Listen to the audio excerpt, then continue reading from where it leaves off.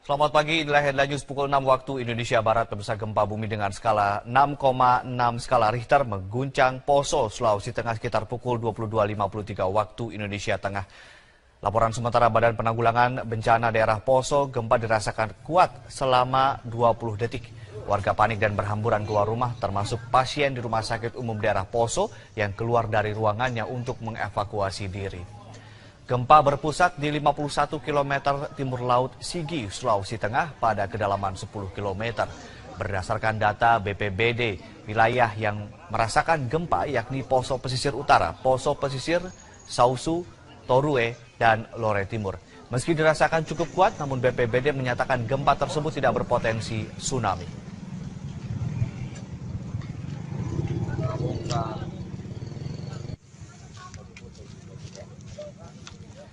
Untuk informasi selengkapnya terkait gempa di Poso, Sulawesi Tengah, kontributor Mita akan melaporkan langsung melalui sambungan Skype.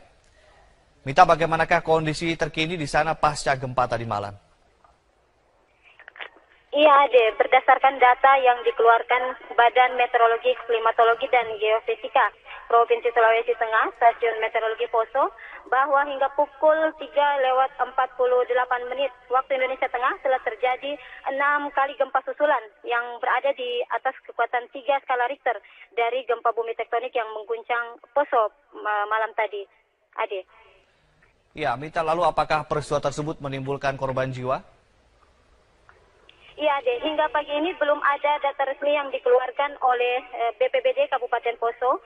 Namun berdasarkan data yang kami peroleh, ada 4 warga di wilayah Kecamatan Lore Utara yang menjadi korban akibat gempa.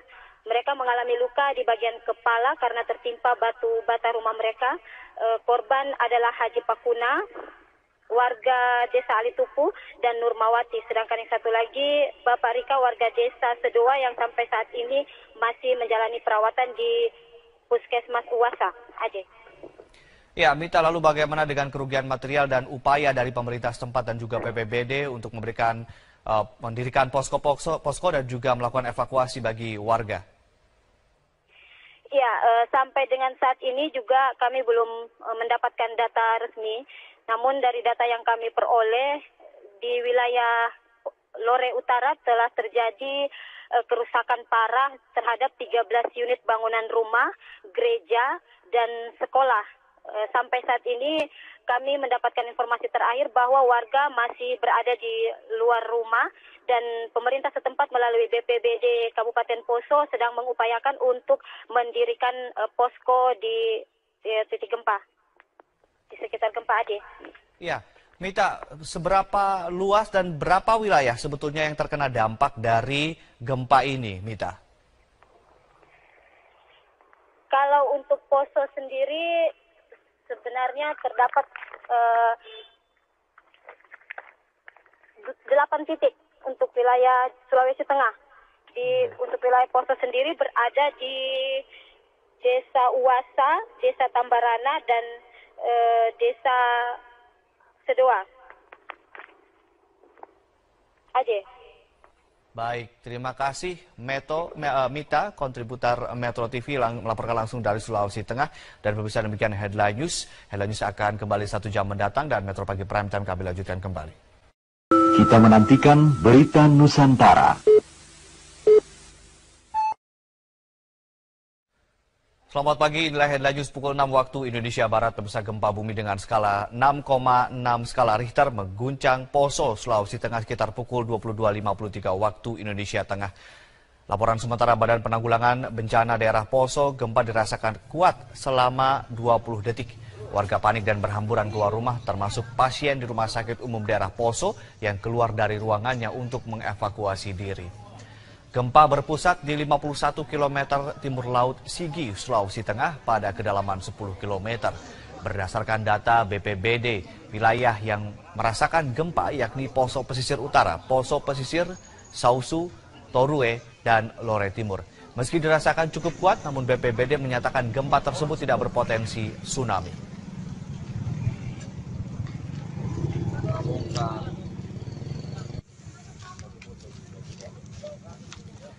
Untuk informasi selengkapnya terkait gempa di Poso, Sulawesi Tengah, kontributor Mita akan melaporkan langsung melalui sambungan Skype.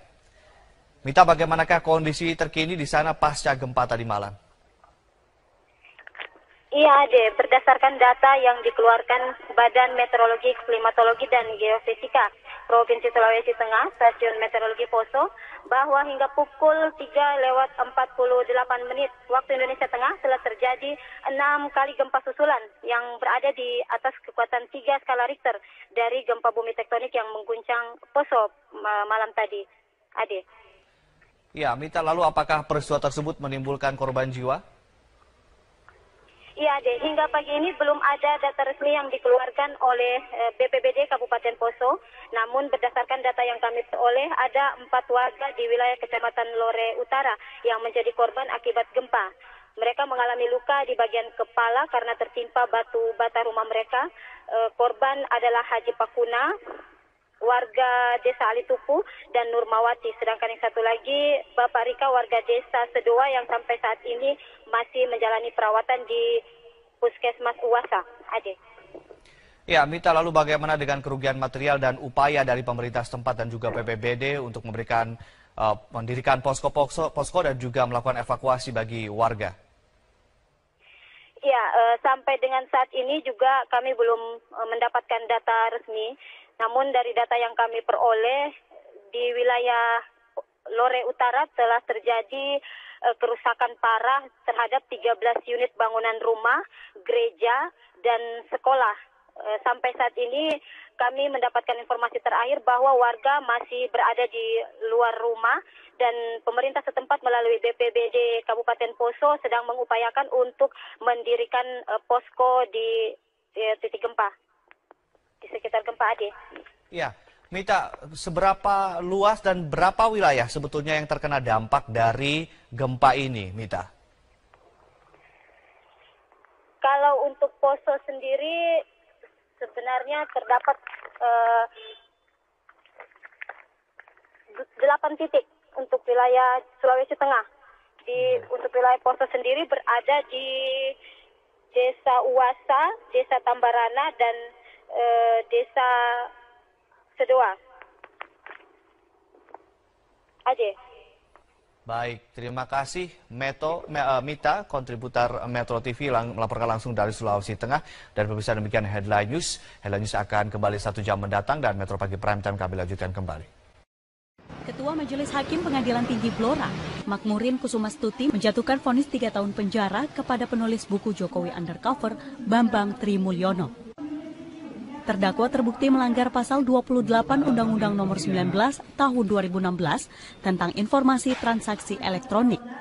Vonis hukuman 3 tahun penjara lebih ringan dari tuntutan jaksa, yaitu 4 tahun penjara. Meski divonis lebih ringan, namun Bambang Tri menyatakan banding. Ia merasa tidak menghasut masyarakat dengan menyebarkan fitnah. Bambang juga tidak merasa menyerang kehormatan Presiden Joko Widodo. Gimana Pak dengan putusan ini Pak? Ya nggak bener, apakah saya benci Jokowi karena dia Cina? Kan nggak mungkin. Apakah saya benci dia karena dia PKI? Dia bukan PKI kok. Bagaimana banding Pak nanti Pak? Banding.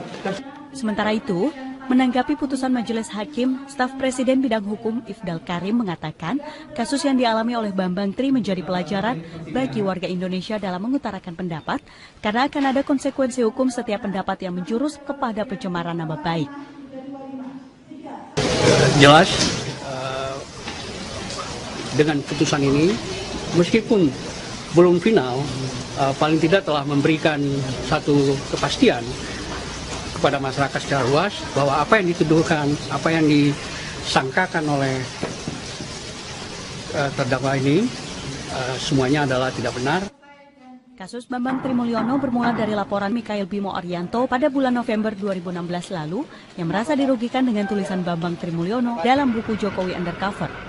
Dalam buku tersebut, Bambang Tri menuduh Jokowi tanpa adanya bukti dan fakta yang jelas. Dari Blora, Jawa Tengah, Nur Soli, Metro TV. Kita menantikan berita Nusantara.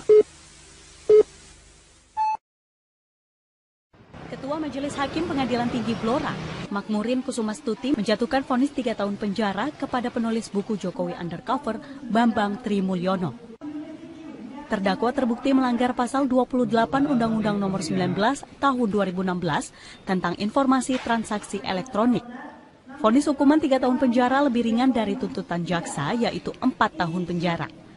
Meski divonis lebih ringan, namun Bambang Tri menyatakan banding. Ia merasa tidak menghasut masyarakat dengan menyebarkan fitnah. Bambang juga tidak merasa menyerang kehormatan Presiden Joko Widodo. Gimana Pak dengan putusan ini Pak? Ya nggak bener, apakah saya benci Jokowi karena dia Cina? Kan nggak mungkin. Apakah saya benci dia karena dia PKI? Mau dia bukan PKI kok, bagaimana banding mungkin? Pak nanti Pak? Banding. Sementara itu, menanggapi putusan Majelis Hakim, staf Presiden Bidang Hukum Ifdal Karim mengatakan kasus yang dialami oleh Bambang Tri menjadi pelajaran bagi warga Indonesia dalam mengutarakan pendapat karena akan ada konsekuensi hukum setiap pendapat yang menjurus kepada pencemaran nama baik. Jelas, dengan putusan ini, meskipun belum final, paling tidak telah memberikan satu kepastian kepada masyarakat secara luas bahwa apa yang dituduhkan, apa yang disangkakan oleh terdakwa ini semuanya adalah tidak benar. Kasus Bambang Tri Mulyono bermula dari laporan Mikhail Bimo Arianto pada bulan November 2016 lalu yang merasa dirugikan dengan tulisan Bambang Tri Mulyono dalam buku Jokowi Undercover. Dalam buku tersebut, Bambang Tri menuduh Jokowi tanpa adanya bukti dan fakta yang jelas.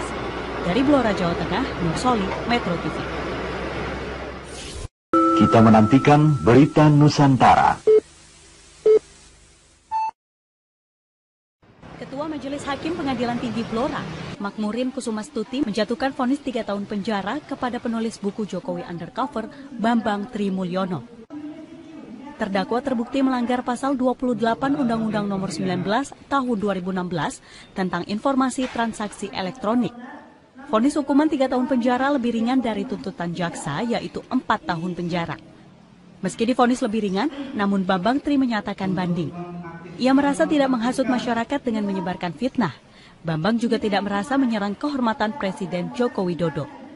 Gimana Pak dengan putusan ini Pak? Ya nggak bener, apakah saya benci Jokowi karena dia Cina? Kan nggak mungkin. Apakah saya benci dia karena dia PKI? Mau dia bukan PKI kok, bagaimana banding mungkin? Pak nanti Pak? Banding. Sementara itu, menanggapi putusan Majelis Hakim, staf Presiden Bidang Hukum Ifdal Karim mengatakan kasus yang dialami oleh Bambang Tri menjadi pelajaran bagi warga Indonesia dalam mengutarakan pendapat karena akan ada konsekuensi hukum setiap pendapat yang menjurus kepada pencemaran nama baik. Jelas, dengan putusan ini, meskipun belum final, paling tidak telah memberikan satu kepastian kepada masyarakat secara luas bahwa apa yang dituduhkan, apa yang disangkakan oleh terdakwa ini semuanya adalah tidak benar. Kasus Bambang Tri Mulyono bermula dari laporan Mikhail Bimo Arianto pada bulan November 2016 lalu yang merasa dirugikan dengan tulisan Bambang Tri Mulyono dalam buku Jokowi Undercover. Dalam buku tersebut, Bambang Tri menuduh Jokowi tanpa adanya bukti dan fakta yang jelas. Dari Blora, Jawa Tengah, Nur Soli, Metro TV. Kita menantikan berita Nusantara. Ketua Majelis Hakim Pengadilan Tinggi Blora, Makmurin Kusumastuti menjatuhkan vonis 3 tahun penjara kepada penulis buku Jokowi Undercover, Bambang Tri Mulyono. Terdakwa terbukti melanggar pasal 28 Undang-Undang Nomor 19 Tahun 2016 tentang informasi transaksi elektronik. Vonis hukuman 3 tahun penjara lebih ringan dari tuntutan jaksa, yaitu 4 tahun penjara. Meski divonis lebih ringan, namun Bambang Tri menyatakan banding. Ia merasa tidak menghasut masyarakat dengan menyebarkan fitnah. Bambang juga tidak merasa menyerang kehormatan Presiden Joko Widodo. Gimana Pak dengan putusan ini Pak? Ya nggak bener, apakah saya benci Jokowi karena dia Cina? Kan nggak mungkin. Apakah saya benci dia karena dia PKI? Mau dia bukan PKI kok, bagaimana banding mungkin? Pak nanti Pak? Banding. Sementara itu, menanggapi putusan Majelis Hakim, staf Presiden Bidang Hukum Ifdal Karim mengatakan kasus yang dialami oleh Bambang Tri menjadi pelajaran bagi warga Indonesia dalam mengutarakan pendapat karena akan ada konsekuensi hukum setiap pendapat yang menjurus kepada pencemaran nama baik. Jelas, dengan putusan ini, meskipun belum final, paling tidak